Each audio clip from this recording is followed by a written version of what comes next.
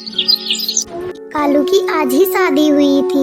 वो दोनों आपस में बातें कर रहे थे। कालू जी, आपने तो बहुत बड़ा एहसान किया है मुझ गरीबों पर।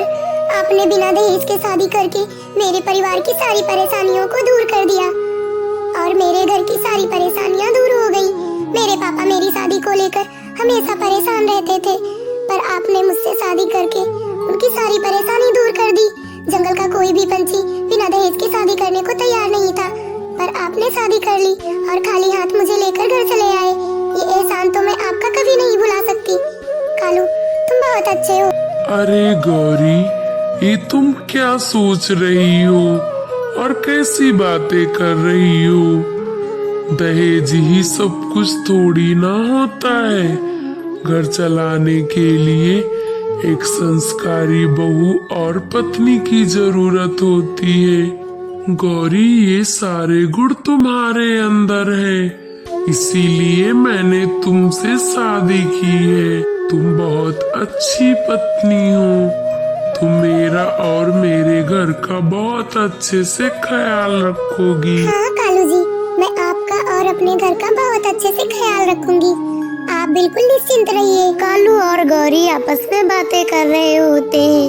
तब तक रात हो जाती है। वो दोनों सो जाते हैं। अगली सुबह होती है तो कालू गौरी से कहता है, गौरी, मैं अनाज लेने के लिए घर से बाहर जा रहा हूँ। तुम अपना ध्यान रखना। कालू जी, मैं भी आपके साथ चलूंगी। क्या आप मुझे ले चलेंगे? मैं अपने मायके में कभी भी अनाज लेने के लिए घर से बाहर नहीं गई, क्योंकि पापा घर से कभी बाहर नहीं जाने देते थे, क्योंकि हम लोग गरीब थे, इसीलिए हम लोग घर से बाहर नहीं जाते थे। आज मेरा बड़ा मन है जंगल घूमने का। क्या आप मुझे ले चलेंगे जंगल दिखाने? बोलिए ना कालू जी। अरे गौरी, तुम ये क्या कह रही हो? मैं तुम्हें जंगल नहीं ले जा सकता, क्योंकि इस जंगल में एक शिकारी चील रहता है जो नई नवेली दुल्हनों को मारकर खा जाता है। कुछ समय बीत जाए फिर मैं तुम्हें जंगल घुमाने ले चलूंगा। अपने आसपास के सभी जंगलों में तुम्हें लेकर जाऊंगा।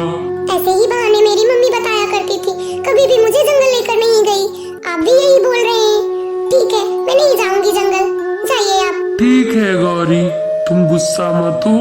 मैं तुम्हें जंगल घुमाने ले चलूंगा, पर तुम बहुत होशियार रहना।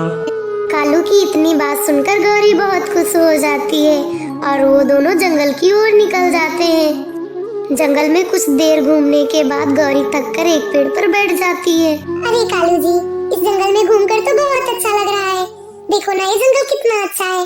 मेरा मन कर रहा है कि किसी पेड़ पर लगे हुए फलों को मैं खाऊं, क्योंकि मुझे भूख भी लगी है। चलिए ना कालू जी, किसी दूसरे जंगल में जाकर देखते हैं और फल खाते हैं। अरे गौरी, तुम घर चलो।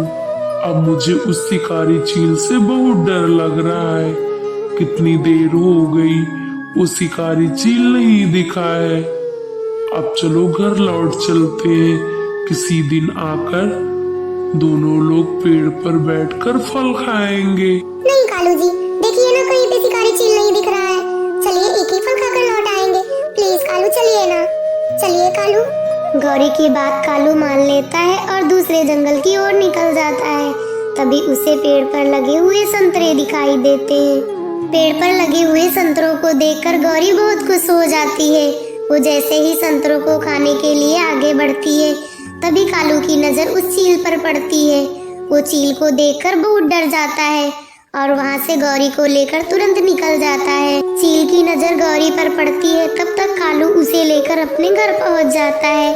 चील उसका पीछा ही करता रहता है। अरे कालू भैया, आप दोनों कहाँ गए थे? मैं कितनी देर से आपका इंतजार कर रही थी। आप लोग इतना परेशान क्यों हैं? क्या हुआ गौरी भाभी, आप इतना क्यों परेशान हो? क्या बताऊं टोनी बहन, मैं तो जंगल जाने को जिद कर रही थी। कालू मुझे जंगल लेकर गए। जैसे ही मैं संतरे खाने चली, तभी इनकी नजर चील पर पड़ी और हम दोनों लोग वहाँ से निकल आए। चील हम दोनों का पीछा कर रहा था, पर कालू दूसरे रास्ते से मुझे लेकर घर आ गए। बाल बाल बच गए हम दोनों, नहीं तो वो हम दोनों को मारकर खा जाता। मुझे बड़ा दुख है टोनी बहन, मुझे बहुत दुख है। मैंने कालू से जंगल जाने को जिद की, मुझे माफ कर देना कालू। अरे कालू, तुम्हें तो पता था कि जंगल में शिकारी चील है जो नई नवेली दुल्हन को देखकर उसे तुरंत ही मार देता है। और तुम गौरी भाभी को लेकर जंगल क्यों गए थे? अरे टोनी बहन, मैं क्या बताऊं, ये गौरी ना बहुत जिद कर रही थी कि मुझे जंगल घूमने जाना है, इसीलिए मैं इसे जंगल लेकर गया। कालू भैया, गौरी के जिद करने पर तुम उसे जंगल लेकर गए। अगर उसे कुछ हो जाता तो तुम क्या करते? आज से मैं इसे कभी जंगल लेकर नहीं जाऊंगा टोनी।